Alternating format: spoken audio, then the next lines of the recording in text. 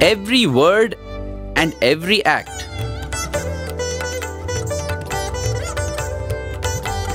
His assurance and His love. Why fear when I am here? He said.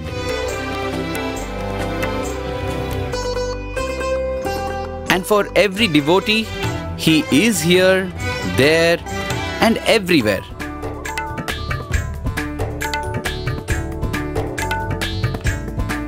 Painfully guiding every step like a dance teacher.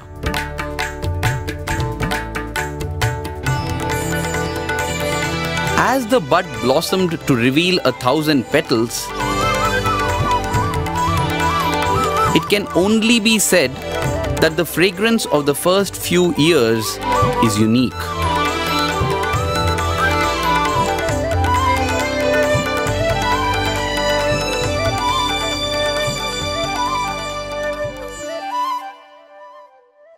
At this time, probably it's appropriate to talk about another stalwart devotee. We mentioned the name a couple of times already. Her name is Sakamma. Swami would call her, and other devotees would very fondly refer to her as Coffee Pudi Sakamma, because she had coffee plantations in Coorg. Sakamma Coffee Works at Bangalore. Bull Temple Road. At Bull Temple Road. Again, we'll mention this road many, many times. The devotees who came later would speak of how she took the place of Subbamma, Ishwaramma, after Subbamma left. Swami would follow the schedule that Sakamma lays for him. You know, that's the place Swami gave Sakamma. If devotees would come and offer something to Swami, Swami would say, "Arey, Sakamma will see. You'll all get into trouble for giving me this." And so, otherwise Swami would say, "Now Sakamma is not there. Give me whatever you got from Bangalore. Give it to me now." That was the sweet relationship she had with Swami, and she would go after Swami, get him ready for bath, chase him around the old mandir, manage to catch him for bath and make him sit and eat. The way she came to Swami's fold was very, very different, to say the least. One day she was in her bungalow in Coorg. She was doing prayers, and generally she's a very religious woman. She doesn't like to be disturbed when praying. But one of her servants comes into her prayer room and says, "Amma, there's somebody who has come into the compound in a car, and he's insisting that he wants to see you right away. And he seems to appear like a sadhu. So why didn't you come and see him?" So she's very annoyed in the beginning, but she comes out and she sees this very elderly looking man. The way Professor Kasturi writes in Satyam Shivam Sundaram, he had a very reverent looking beard. Right? A beard, when you look at it, you want to have reverence for. So he says, here was this man who was tall, fair, and looked like a sadhu from the Himalayas. Professor Kasturi writes, he comes in a car which is equally old, and in the place of the number plate, there's a name plate which reads Kailash Committee. At the wheel, she sees a teenage boy, and the first look at this teenage boy, she wonders, this boy looks so young, who gave him a license? But a weird pair nevertheless. There's this old sadhu-like man and this young boy driving his car. So she comes and she very cordially invites him into the house. He comes in and she offers flowers at his feet, and she offers some fruits for him to eat. And this man, he says, "I am not a person who eats anything at any time. I have come here to invite you to become a part of this Kailash committee." Right? That's what he says. You have to do that by giving a donation of 1,000 rupees. So she says, all right, because she's a very, very philanthropic lady. In fact, it is recorded that the king of Mysore gave her a title called Lokaseva Parayani. That was a title given by the king of Mysore because she has done immense amount of charity. So 1,000 rupees definitely was a big sum in 1940s, but she readily says, all right, no problem, and she brings the money. So in the meanwhile, this man writes out a receipt, puts her name, puts the membership fee, and says that now she is a part of Kailash committee. But weirdly, when she gives the money, he gives the receipt and he says, you keep the money also, I'll come back later and take it. And she wonders, what is all this fuss about? Comes and says, I immediately want to see you, and pulls you out of the prayer and says, give me 1,000 rupees, gives a receipt, and he says, keep the money, I'll come and take it later. So she doesn't know what to do. She keeps the money and she keeps the receipt, and they just go out of the house. By the time she could come out to the courtyard, the car is already gone. But many years later, when she comes and she has the darshan of Swami in somebody's house, strangely, she looks at Swami, and Swami seems to be having the features of the old man as well as the driver. She looks from one side, he looks like the old man. From the other side, he looks like this teenage driver. And the first thing Swami says is, "Where is that 1,000 rupees you promised to give me?" Right? This is how Doddamane Sakama or Coffee Podi Sakama comes. Like how Subbamma and Karnam Kamalama were instrumental in the old mandir coming to be. She was one person who is responsible for this beautiful Prashanti Mandir, a devotee who's contributed immensely to Swami, and probably a place which many of us can envy. We wish we would have been Swami Sakama. Just about a fortnight before the Paata Mandiram was completed, this devotee whom we spoke about, Thirumal Rao, he began to develop a severe stomachache. He developed a severe stomachache, and he was a very well-to-do person. So his wife immediately rushed him to a big hospital in Madras, and they said that this looks like a very serious problem, we'll have to do a surgery. And she agrees for the surgery. When she agrees for the surgery, they get a paper, and she reads. She is to sign that paper. When she reads, it is written there that if anything happens and if Thirumal Rao is to die, we are not to blame, you are going to take the blame. Now, she was very shocked with this. She said, nothing doing, don't do any surgery. And she takes Thirumal Rao and rushes to Puttaparthi. She comes and tells Swami that, Swami, Thirumal Rao is having a stomachache. Swami says, I know. Tell him to come, let him rest with me tonight. And so Swami takes him along. He goes to Karnam Subbamma's home, and at night, Thirumal Rao sleeps on the bed next to Swami. In the morning, when people come to see, they are shocked because they see blood stains on the whole sheet of Thirumal Rao. And nearby, there are also surgical implements. God knows from where they came, but they are there. But Thirumal Rao is full fine, and he says, no, stomachache is not there. They say, are you sure? And when he lifts up and he checks, he can see the marks of the stitches. Stitches are also there, but there is no pain. He has absolutely no pain, and he's completely healed of that. On another occasion, Thirumal Rao had a similar kind of pain in the back. And this time, the same doctors in Madras diagnosed him to be having a tumor. They said it's a tumor the size of an apple. And when he had to get it operated, they said, we are scared to operate because it is very close to your spinal cord. If by chance it touches there, you may get paralyzed. Don't know what happens, we are not sure. So once again, they just came to Puttaparthi. And when they came, Swami said, you come, and took him into the room. There was also another person present there. And then Swami gently stroked him on the head and then stroked that tumor. And when he did that, Thirumal Rao got anesthetized. What a wonderful way to give anesthesia. And then the other person is watching in horror as Swami just begins to, he materializes a blunt instrument, holds it, and with his hand he's just squeezing out a tumor and plucking it out the way you will take juice out of an orange, And he's getting shocked, And then Swami squeezes it out and pulls out, and there is a lot of blood. Blood that is there. Swami takes a wet cloth, wipes all the blood off his hand, wipes everything, and then materializes vibhuti, puts it there in that little pit, and then ties one white cloth, and then gently pats Thirumal Rao again, who wakes up. Swami says, now don't worry, just take rest for 2-3 days, you'll be fine. And that is how that tumor got healed. I don't think that Swami needs to do all these gory, gruesome things, but possibly it is for that devotee who was watching. Because if Swami had just tapped and the tumor had gone, they might have credited it to luck or something else. That's what happens. When we see something miraculous, we say, this is lucky, or we don't know, maybe there's some reason we don't know yet. It's an undiscovered scientific fact. No, God must be crying. Because if He does something that you'll explain it and say, this is how it happened. If He does something that you can't explain, you'll tell, this is an unexplained scientific fact.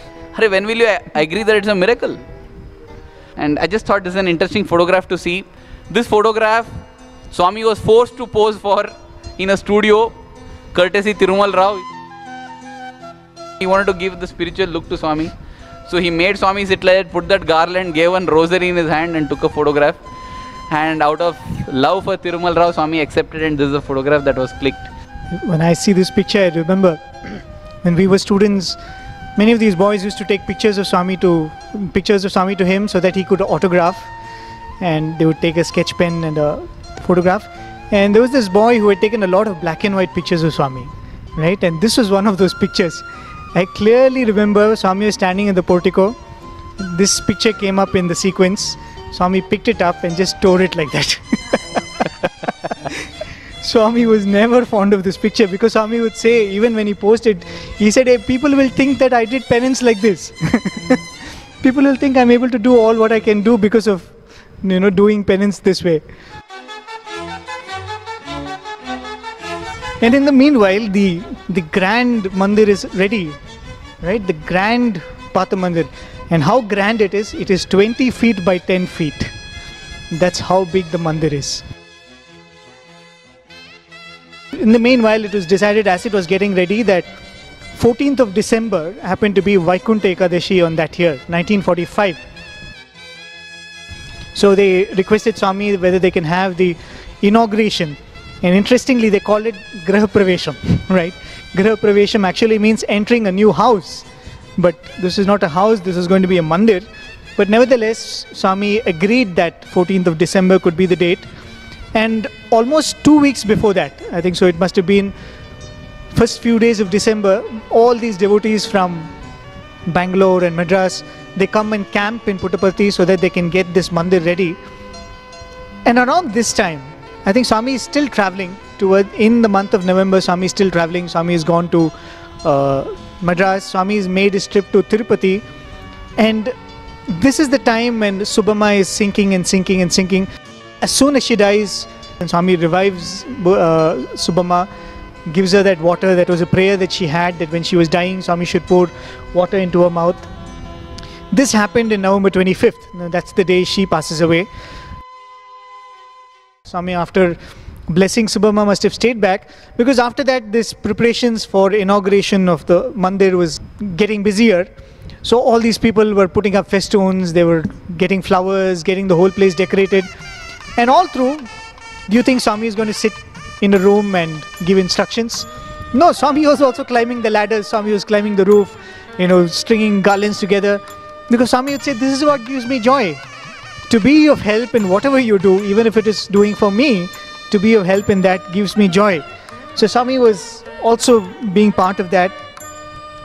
And finally the day comes, and what you see here is actually the invitation card for the Graha Pravesham, the inauguration. This is the one in Telugu, and that is the one on the right side in English, and of course in Tamil, because a lot of devotees from Madras were there, and with a spelling and spell correction. 1945 August, they had the Akhanda Bhajan, the first 24-hour Bhajan, which became an annual event. But with the Akhanda Bhajan starting, the Sathya Sai Mandali came into being. These 10 families formed the Sathya Sai Mandali. And so this is an invite going out on behalf of the Sathya Sai Mandali to all the devotees, inviting them to attend the inauguration of the mandir. And on that particular day, they say that the celebration and the decoration was complete because the flower merchants, we said how Y.R. Narayanappa and his friends, the flower merchants started coming to Swami. They gift an entire carpet which could cover the entire hall. So with that, everything is ready. That day's celebrations begin with a procession starting from Karnam Subhamma's house. So very aptly it starts from the Karnam's house. And Swami is taken around the entire village in a palanquin. There is a Shirdi Baba's bust on one side and Swami's bust on the other side. And even to this day, these two statues are there in the Kalyan Mandapam. If you can go, and there is an altar, which was initially the place where Swami used to sit and do bhajans. They still have these two statues, of course, I think painted over and over again. But the procession started this way. It went around the entire village, and having spoken so much about the hostility which was there in the village, one can understand the jealousy which must have arisen in seeing this grandeur with all this kind of paraphernalia happening around them. So a lot of these devotees who came from these different villages, different towns, they all got their own prasadam. So all those prasadams were laid out in front of the altar. That was how the altar looked. As you can see, the altar was filled with pictures of Shirdi Baba and Swami. Shirdi Baba, Swami, Shirdi Baba, Swami, Shirdi Baba, Swami. You know, in different poses. I think a lot of them of the same pose too. So then Swami graced the occasion and the devotees with group photos. You could see Swami patiently sitting there. And all these prasadams which were brought were laid out in front of the altar as it was seen there. So some of the villagers, they thought that this is an opportunity to play a little bit of mischief. So they sneaked in with their plate of laddus, but it was not ordinary laddus, it was poisoned laddus. So the idea was that these prasadam will be offered. After the aarti is offered, they would just take randomly plates and start distributing prasadam to all the devotees who were there. When somebody picked up this plate of laddus, Thirumal Rao was there. Swami stopped him and said, "Don't take these laddus. These laddus are poisoned." Swami commands them to dig a pit and throw this laddu into that pit, and the rest of the celebration goes by.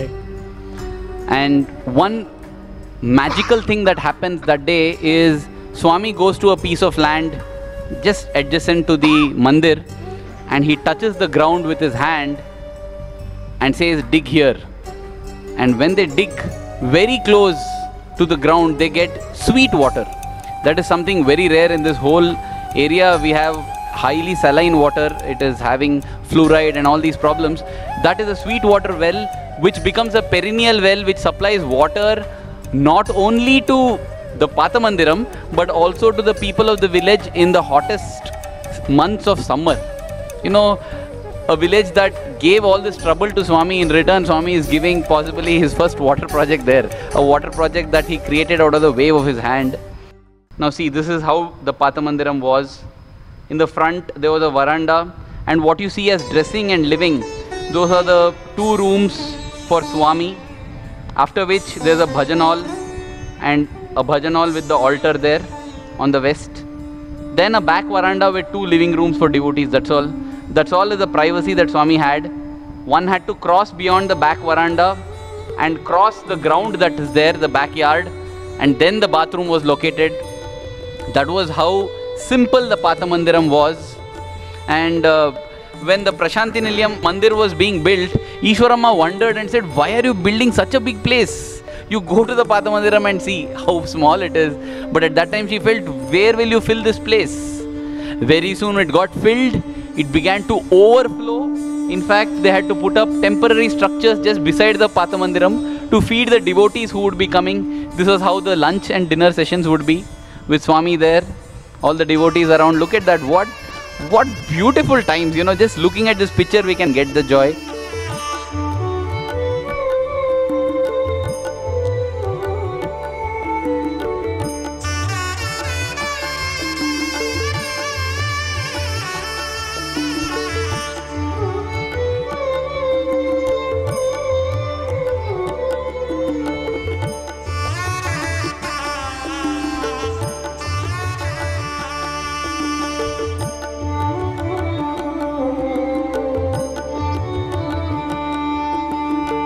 That is what has become today the Kalyana Mandapam, that huge building. And even to this day, next to the Pedda Venkama Raju Kalyana Mandapam, there is this little Paata Mandiram where the two busts are kept, one of Swami, one of Shirdi Baba. There is also an interesting object. It's called the Om Stone. It was given to Swami by devotees from Kuppam. That was the slab on which Swami used to sit facing the altar, leading the bhajans. Because Swami would be the person who would get up early in the morning, sweep and mop the Paata Mandiram, decorate all the idols and photographs with flowers, and sit waiting for the devotees to come so that he would lead sing the bhajans. With this, we will come to the formal conclusion of our satsang. We began from that point in time when Swami had declared his avatarhood, and today we have reached that point in time when the Paata Mandiram has been inaugurated. In that mandir which Swami was hoping that each one of us will build, you know, that is precisely why the reason we went into every detail. This person gave kadapa slab, that person gave the tiles, this person gave cement. It is because as devotees they came together and built this mandir for Swami, and probably it is so that as devotees each one of us will labor all through our lives to build this one mandir for Swami.